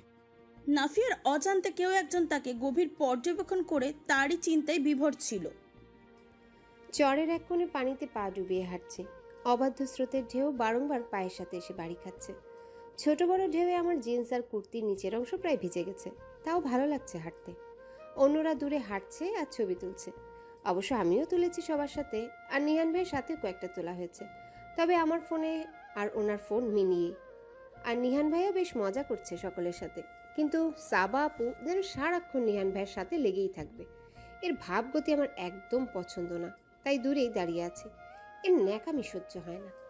এতগুলো মানুষ থাকতেও কেন যেন আমার একাই ভালো লাগছে। প্রচুর বাতাস, বাতাসে আমার এক সাইডে ঝুলানো ওড়নাটা অবাধ্য হয়ে বাতাসের সাথে তাল মিলিয়ে উঠছে। আমি একবার ওড়না সামলাচ্ছি তো একবার জিন্স পাটা থেকে উপরে উঠাচ্ছি। একসময় বিরক্ত হয়ে গেলাম ওড়নার কুর্তি সামলাতে। হুট করে সমুদ্রের দিকে নজর যেতে হা করে তাকালাম। সূর্য অস্ত যাচ্ছে। সূর্যটা যেন সমুদ্রের গভীরে ডুব দিচ্ছে ঠান্ডা হবার জন্য। আস্তে আস্তে সূর্য ডুবে গেলেও আকাশ কেমন লাল হলুদ রঙে ভরপুর। সূর্য ডোবার সময় মনে হচ্ছিল এই সুদীর্ঘ বিশাল সমুদ্র যেন সূর্যকে টুপ করে গিলে ফেলল। নিজের এমন বাচ্চামো ভাবনায় নিজ মনেই হেসে দিলাম। আলোকে বিদায় দিয়ে চারিপাশে অন্ধকার নামতেই আমরা সমুদ্রের পাড় থেকে আবারও হেঁটে হেঁটে রিসোর্টের দিকে রওনা হলাম। নিহান ভাইয়া, নিবিড় ভাইয়া সহ আরও কিছু ভাইয়ারা এখানকার এক বড় বাজারের দিকে গেল। বারবিকিউ করার জন্য যা কেনাকাটা প্রয়োজন তাই সারতে গেছে তারা। রাস্তাতেই মায়ের কল পাওয়ায় বেশ কিছুক্ষণ কথা হলো। নানু কিছুটা সুস্থ এই আশ্বাসই দিলেন মা। নানুর সাথেও কথা বললাম। তারা বলল সকালের দিকে নাকি কল দিয়েছিল, কিন্তু আমি ঘুমিয়ে থাকে জিনিয়াকে মা জাগাতে নিষেধ করেছিলেন। এরপর কিছুক্ষণ মা আমায় এক নাগাড়ে উপদেশ দিয়ে গেল, এটা করবি না, সেটা করবি না, নিজের দিকে খেয়াল রাখবি, একা বের হবি না, আরও অনেক কিছু। আমি শুধু চুপচাপ হজম করে গেলাম। কথা শেষ করতে করতেই আমরা রিসোর্টে পৌঁছে গেলাম। রিসোর্টে ঢুকতে ইনু দৌড়ে আমার কাছে এসে কোলে লাফ দিয়ে উঠে পড়ল। ইনুর এহেন কাণ্ডে সকলেই ফিক করে হেসে দেয়, সাথে আমিও। হিদ ইনুকে দেখে আমার থেকে দূরে সরে দাঁড়ালো। ইনু হিদের এভাবে সরে যাওয়া বেশ ভালোভাবেই লক্ষ্য করলো, সাথে হিদের ভাবভঙ্গিও। ইনুর মাথায় দুষ্টু বুদ্ধি আসতে সে লাফ দিয়ে হিদের কাতে গিয়ে বসলো। হিদ এক চিৎকার দিয়ে ইনুকে থাবা দিয়ে ফেলে অন্যদিকে দিল দৌড়। ইনু নিজেকে সামলে হিদকে জ্বালাতে হিদের পিছুই দৌড় লাগালো। ওদের দুজনের কাণ্ড দেখে সকলে হেসেই চলেছে। হিদের দৌড়াদৌড়ির মাঝে আন্টি এসে বলে, আরে আরে এভাবে দৌড়াচ্ছিস কেন নাহিদা? 2 দিন পর মেয়ের বিয়ে হবে, আর এই মেয়ে কিনা সামনে বিড়ালের ভয়ে দৌড়াচ্ছে। এই নাহিদা দাঁড়া বলছি। ইউনু। ইনুকে ধমক দিয়ে ডাকতেই ইনু থেমে গেল, আর ইনু থামতেই হিদ থামলো। অনেকক্ষণ দৌড়ানোর ফলে বেচারি হিদ হাঁপিয়ে গেছে অনেকটা। আমি এসবের মাঝে আগেভাগে রুমে চলে আসলাম ফ্রেশ হতে। ফ্রেশ হওয়ার পর অনেকটাই হালকা লাগছে এখন। নিচেকে দেখি নিহান ভাইয়া চলে এসেছে জরুরি কেনাকাটা সেরে। আমি দেরি না করে রিসোর্টের পেছনের বাগানের দিকে গেলাম। এখানে যে যার মতো কাজ করে যাচ্ছে, কিন্তু নিহান ভাইয়াকে বাগানে দেখলাম না। গেল কই উনি? নিজের অজান্তেই ভ্রুজোড়া কিঞ্চিত কুচকে ফেললাম নিহান ভাইয়ার চিন্তায়। হঠাৎ বিকালের কথা মাথায় আসতে মেজাজ খারাপ করে বাগানের দিকে এগোলাম। নিবিড় ভাইয়া ইট পাথর নিয়ে চুলা বানানোর দায়িত্বে আছেন। সেই চুলা সেটিং করে মাঝে দিয়ে হাতে ভেঙে ভেঙে কয়লা ফেলছে। নিবিড় ভাইয়ার পাশে খেয়াল করে দেখলাম এক ব্যাগ কয়লা, আর চুলাটাও অনেক বড় করে করা হয়েছে। ভাইয়া সেই কয়লা জোরে চাপ দিয়ে ভাঙার চেষ্টা করে চলেছে। কিছুক্ষণ পর আদ্রান, হিদের কাজিন, ভাইয়া নিবিড় ভাইয়াকে হেল্প করতে চলে আসলো। নিবিড় ভাইয়া আদ্রান ভাইয়ার থেকে চোখ ফেরানোর সময় সে আমাকে দাঁড়িয়ে থাকতে দেখলো। আমাদের চোখাচোখি হতে নিবিড় ভাইয়া বলে উঠল, ওভাবে সঙ্গের মতো দাঁড়িয়ে না থেকে এখানে এসে তো হেল্প করতেই পারিস। এমন করে দাঁড়িয়ে আছিস যেন রানী ভিক্টোরিয়া দাঁড়িয়ে নিজের দাসদাসীদের কাজ পর্যবেক্ষণ করছে। নিবিড় ভাইয়ার কথাতে আদ্রান ভাইয়া হো হো করে হেসে দিল। আমি রক্তচক্ষু দৃষ্টিতে ভাইয়ার দিকে তাকালাম। নিহান ভাইয়ার মতো তুমিও শুরু করলা নিবিড় ভাইয়া? তো কি করবো, তুই তো আমাদের কষ্ট তামাশা দেখোস। হঠাৎ কি একটা মনে আসতে দাঁত কেলিয়ে বললাম, ও আচ্ছা তাই। এখন যদি সেদিন কান্ধ। আমাকে কিছু বলতে না দিয়ে নিবিড় ভাই তড়িঘড়ি করে বলল, ওই দেখ গিয়ে আবার তোর ইনু আমার আদরের বোনটাকে জ্বালাচ্ছে। নিবিড় ভাইয়ের এমন কথা ঘুরানো দেখে আমি ফিক করে হেসে দিলাম। তারপর ভ্রুজোড়া কুচকেই হাসতে হাসতে নিবিড় ভাইয়াকে ইশারায় করলাম, কেমন দিলাম? নিবিড় ভাইয়া ইশারা বুঝতে পেরে করুণ দৃষ্টিতে তাকালো, যা দেখে আমার হাসির বেগ আরও বেড়ে গেল।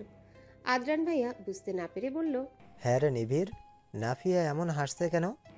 আমাদের হাসাহাসির মাঝে নিহান ভাইয়ার এন্ট্রি হলো। আমি হাসি দিয়ে নিহান ভাইয়ের দিকে তাকালাম, কিন্তু নিহান ভাইকে দেখে আমার হাসি থামিয়ে চোখ কপালে তুলে ফেললাম। নিহান ভাইয়া কিছুটা ঢোলা টি শার্ট আর হাফ প্যান্ট পরেছে। আমি হাঁ করে তাকিয়ে চোখ নামিয়ে ফেললাম। এর এমন পোশাক দেখেই বোঝা যায় এর লজ্জা শরম বলতে কিছু নেই। হঠাৎ দূরে তাকাতেই দেখলাম সাবা আপু যেন চোখ দিয়ে গিলে খাচ্ছে নিহান ভাইয়াকে। আপুর চাহনিতে আমি জ্বলে উঠলাম। নিহান ভাই আমার দিকে থেকে চোখ ফিরিয়ে নিবিড় ভাইয়ের দিকে তাকিয়ে কর্কশ গলায় বলে, কিরে এত হাসাহাসি চলছে কেন? 5 মিনিটের কাজে তোরা 2টাই মিলে 1 ঘন্টা লাগাস। বলি এই কয়লা ভাঙতে তোদের এত সময় লাগছে কেন? শরীরের এনার্জি কি সব সমুদ্রে বিসর্জন দিয়ে আসছোস? যা শহর তোরা সামনে থেকে। তোদের মতো অকর্মারে আমি কয়লা ভাঙতে বলছিলাম? বলেই নিবিড় ভাইয়ের দিকে এগিয়ে গেলেন উনি। ওনার মুখে কয়লা শব্দটা শুনতেই আমার আবার বিকালের কথা মনে পড়ে গেল। বিকালের কথা মনে করতে করতেই নিজের অজান্তেই গালে আমার হাত চলে গেল। হুট করে মেসেজের টং শব্দে আমার ধ্যান ভেঙে গেল। ফোনটা হাতে নিয়ে দেখি নিহান ভাইয়ের মেসেজ। এই না উনি কয়লা ভাঙতে গেছে ভেবেই আমি চুলার পাশে বসে থাকা নিহান ভাইয়ের দিকে তাকালাম। নিহান ভাই এক হাতে তার ফোন নিয়ে আমার দিকেই তাকিয়ে, তার দৃষ্টিতে দুষ্টুমি ভাব স্পষ্ট। আমি তড়িঘড়ি করে মেসেজ সিন করলাম। মেসেজে লেখা, কয়লার কথা এত ভাবিস না, শুধু জেনে রাখিস আমাকে রাগালে এবারের মতো কয়লা না পোড়া পাতিলের কালি মুখে লাগাবো ভালো করে। নিহান ভাইয়ার এমন মেসেজ আমি বিষম খেলাম। তারপর বেশ কিছুক্ষণ নিহান ভাইয়াকে মনে মনে বকে উদ্ধার করে ফেললাম। বদ লোক একটা, সারাক্ষণ আমার সামনে পিছে আগে পরে আঠার মতো লেগে থাকবে, সবসময় আমাকে হেও করার ফোন দিই, চত্ব সব। তারপর নিহান ভাইয়ের দিকে না তাকিয়ে আশেপাশে হিতকে খুঁজতে লাগলাম। আদরান ভাই উঠে কোথায় যেন চলে গেল, আর নিবিড় ভাইয়ার ফোন আসতেই সে উঠে চলে গেল। নিশ্চয়ই ভাবি ফোন করেছে। এখন আমি আশেপাশে না হিতকে পাচ্ছি, না জিনিয়াকে পাচ্ছি, আর না আহির আপুকে। তাই আমার আর কি করার, একটা চেয়ার টেনে বসে নিহান ভাইয়ের কয়লা ভাঙা দিচ্ছে।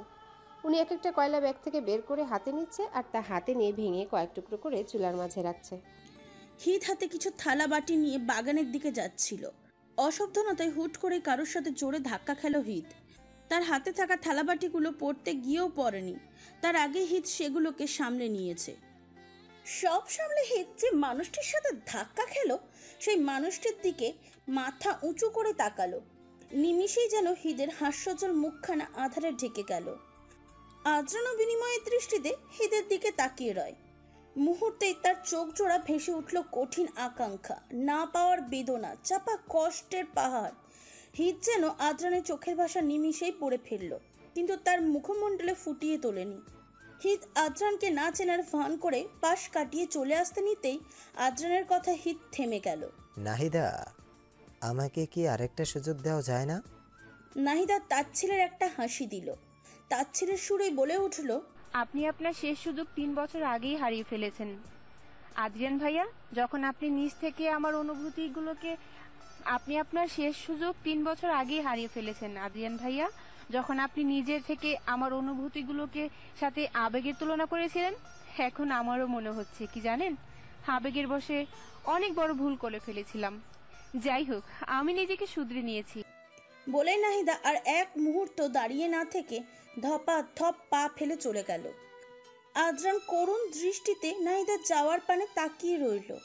তার ভিতরটা যেন কেউ ক্ষত বিক্ষত করে দিচ্ছে, কিন্তু সে চাইলেও তার এই দীর্ঘ ক্ষতকে মলম লাগাতে পারছে না।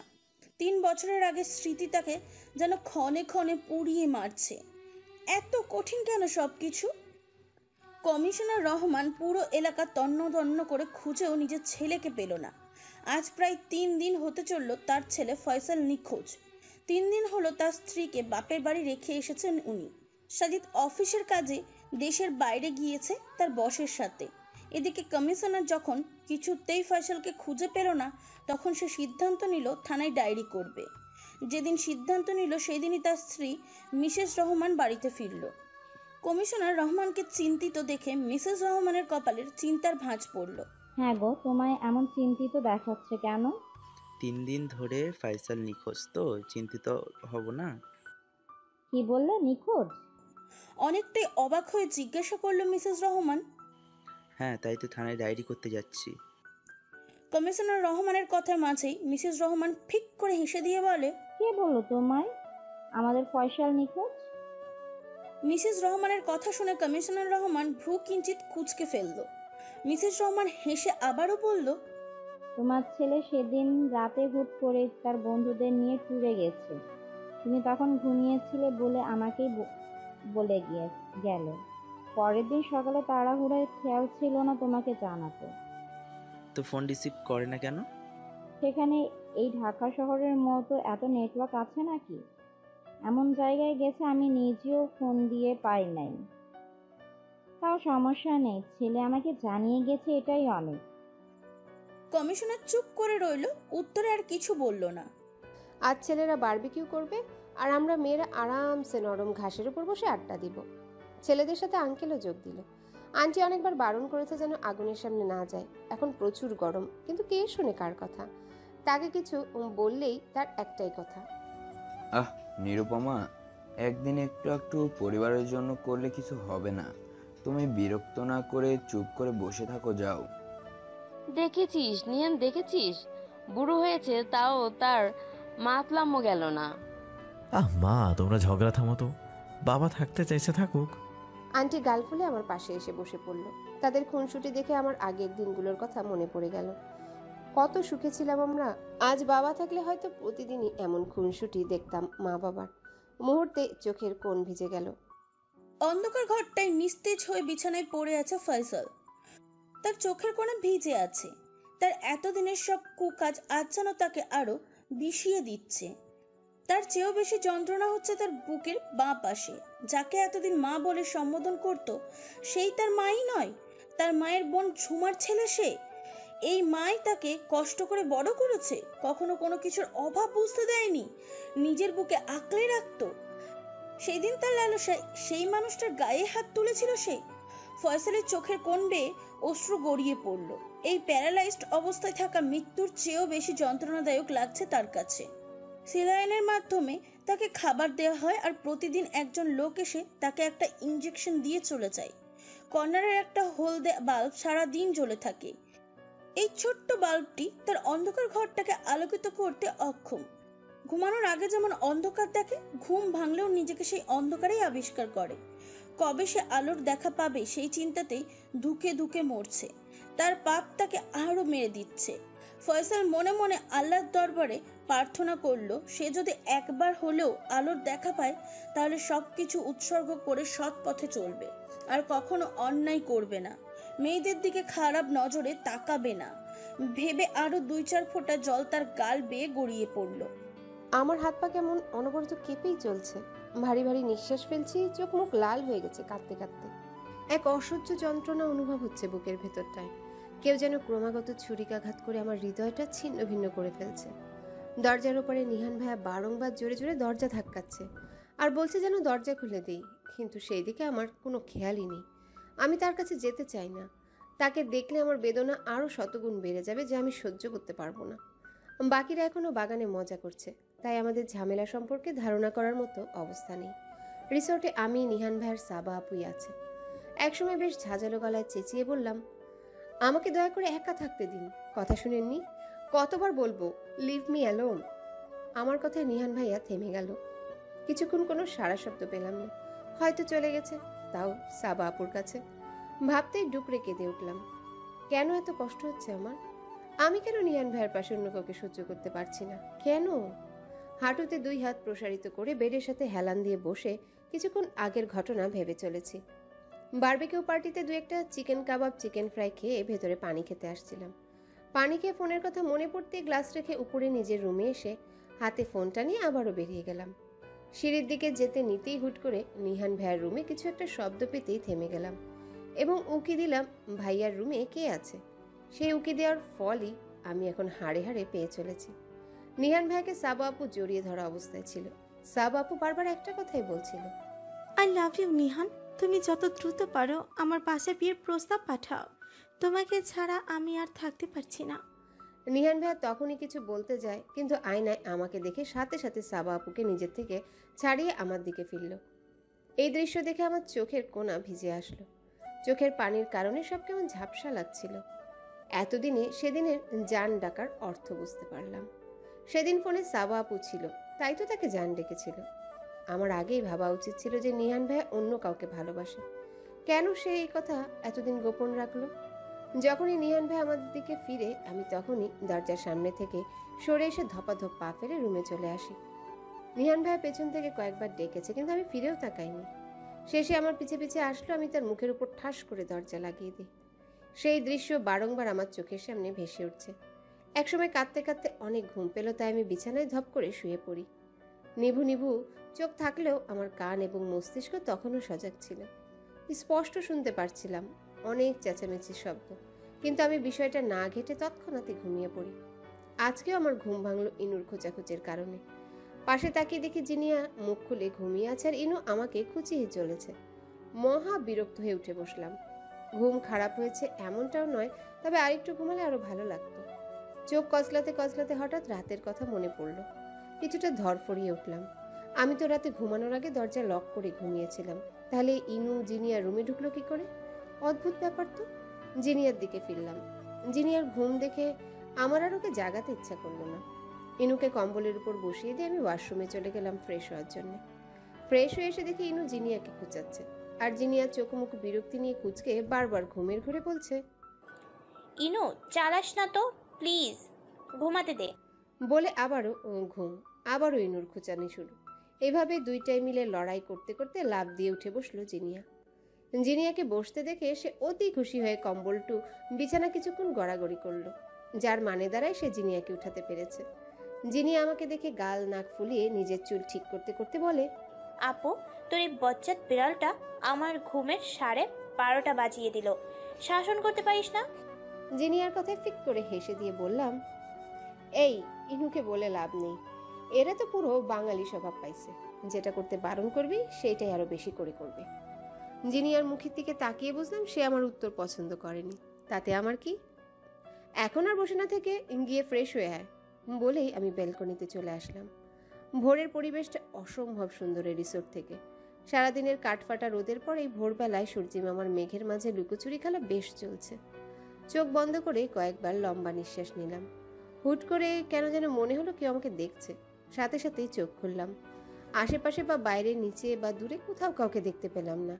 হয়তো আমার ধারণা ভুল। আরো কিছুক্ষণ ব্যালকনিতে কাটালাম। আরো কিছুক্ষণ থাকতে মন চাইলেও এই ইনুটা আর থাকতে দিল না। ওকে কোলে নিয়ে আমি রুম থেকে বেরিয়ে গেলাম। বেরিয়ে আসার আগে ওয়াশরুমের দরজার সামনে মৃদুস্বরে জিনিয়াকে ডেকে বলে দিয়েছিলাম যে আমরা বাগানে যাচ্ছি। জিনিয়ার হয়ে গেল যেন বাগানেই চলে আসে। জিনিয়া ভেতর থেকে সম্মতি জানিয়ে শুধু ওকে বলেছিল। বাগানে একা একা ঘুরছি আর মুগ্ধ নয়নে এই বিশাল ফুলের সমারোহ দেখছি। ফুল দেখে ইনু লাফ দিয়ে কোল থেকে নেমে এই সেই ফুলের দিকে চোখ বুলাচ্ছে। ইনু আমার মতোই ঘুরে ঘুরে ফুল দেখছে। হুট করে সে এক গাছে ঝাঁপ মারলো ফুলের জন্যে। তা দেখে আমি চোখ বড় বড় করে ফেললাম। মুহূর্তেই কেলেঙ্কারি ঘটিয়ে ফেললো ইনু। গন্ধরাজ ফুল গাছে এক ডাল ভেঙে ফেলেছে। আমি হ্যাবলার মতো ইনুর দিকে তাকিয়ে আছি। ইনুও সে একই দৃষ্টি নিয়ে একবার আমার দিকে তো আরেকবার ভাঙা ডালটার দিকে তাকাচ্ছে। সে হয়তো আশা করেনি এভাবে হুমড়ি খেয়ে গাছের ডাল সহ পড়বে। জিনিয়াও ঠিক সেই মুহূর্তে আসলো এবং দুজনকে এই অবস্থায় দেখে প্রশ্ন করলো, কি রে আপু, ইনু এখানে আর তুই ওখানে এভাবে হাবলার মতো চাওয়াচাই করছিস কেন? ইনুর পায়ের দিকে খেয়াল কর, বেটা গাছে উঠতে গিয়ে গাছের ডাল সহ হুমড়ি খেয়ে পড়েছে। আমার কথায় জিনিয়া হো হো করে হেসে উঠল। ইনু বোকার মতো দৃষ্টি দিয়ে জিনিয়ার হাসি দেখছে। একেবারে ঠিক হয়েছে, আমাকে এই 7 সকালে ফাজলটায় ঘুম ভাঙাইছে। এখন বোঝ কত ধানে কত চাল। বলেই আবার হেসে ফেলল। আমরা আরো কিছুক্ষণ বাগানে কাটালাম। ফুল দেখতে দেখতে দরজা লকের কথা মনে পড়ল। আচ্ছা, আমি তো কাল দরজা লক করে ঘুমিয়েছিলাম, তাহলে তুই ইনু ভিতরে প্রবেশ করলে কি করে? আমরা যখন ফিরলাম তখন দরজা লক পাই। নিহান ভাইয়াকে বলতেই তিনি বলে তুই নাকি ঘুমিয়ে পড়েছিস, তাই নিহান ভাইয়া তার ঘর থেকে এক্সট্রা চাবি দিয়ে লক খুলে দেয় আর আমরাও ভেতরে ঢুকি এবং ঘুমিয়ে পড়ি। আমি চোখ বড় বড় করে তাকালাম জিনিয়ার দিকে। নিহান ভাইয়ার কাছে যদি চাবি থেকেই থাকতো তাহলে উনি কাল কেন ফাও ফাও চিল্লালো দরজা খোলার জন্য? উনি তো চাইলেই দরজা খুলে ভেতরে এসে কথা বলতে পারতো, কিন্তু ভাইয়া তা করেনি। উল্টো আমার কথায় সে সাথে সাথেই চলে গেছে। হুট করে মনে পড়লো তখন তো আমি আর নিহান ভাইয়া ছাড়া আর কেউ ছিল না। নিহান ভাইয়া যদি রুমে ঢুকেও আসতো, কোনো সার্ভেন্ট বা ফ্যামিলির কেউ হুট করে আমাদের একই রুমে দেখলে বিষয়টা বেশ খারাপ দেখাতো। নিহান ভাইয়া নামি দামি মানুষ, তাকে হয়তো কেউ কিছু বলতো না, কিন্তু আমাকে নিয়ে তো উল্টো পাল্টা চিন্তা আসতো তাদের মাথায়। হুট করে এক মুগ্ধতা অনুভব করলাম নিহান ভাইয়ের প্রতি। আবার কালকে রাতের কথা মনে পড়তেই মন খারাপ হয়ে গেল।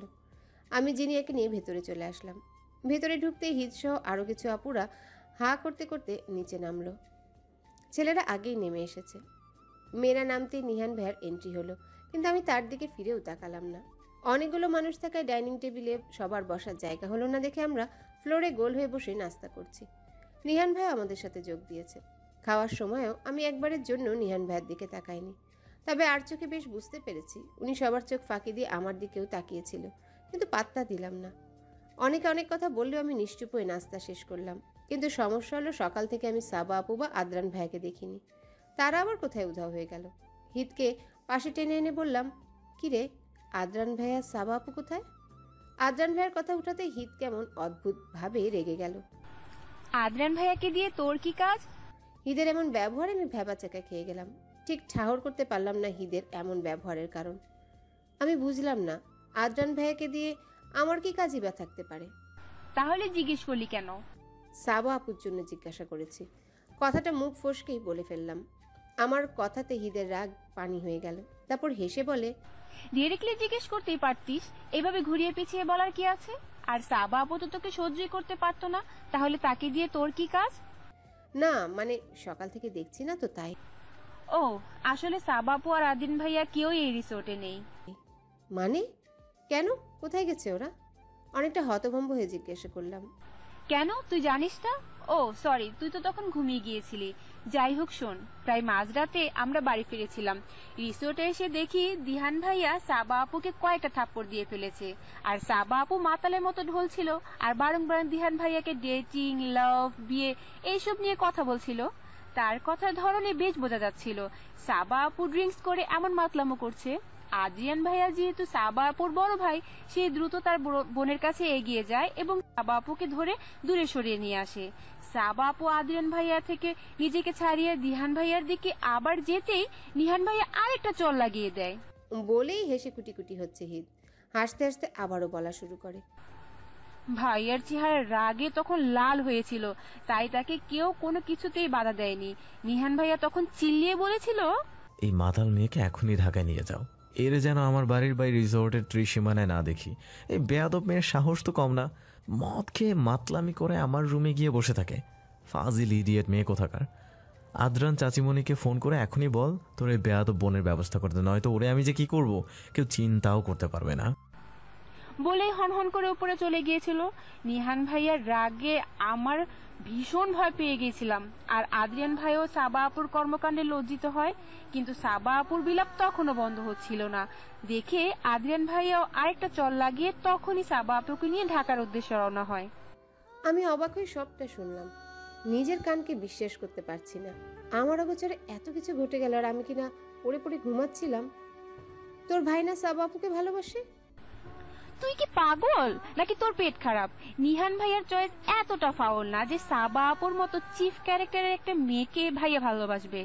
আমার ভাইয়া যেমন ওয়ান পিস দেখিস, তেমনি ওয়ান পিস ভাবিও আমাদের জন্য আনবে।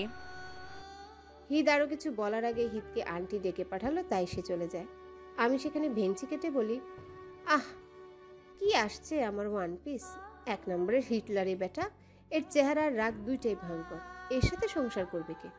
যদি কোনো মেয়েকে ভাইয়া বিয়েও করে তাহলে নির্ঘাত ওই মেয়ে কুত্তার কামড় খাইয়া নিহান ভাইয়ের গলায় ঝুলবে। যাই হোক, কোনো সুস্থ মস্তিষ্কের মেয়ে হিটলারের সাথে সংসার করবে না। এর হিটলামির পরিমাণ এত বেশি যে বিয়ের বয়স পার হয়ে যাওয়ার পরেও কেউ তারে বিয়ে করে না।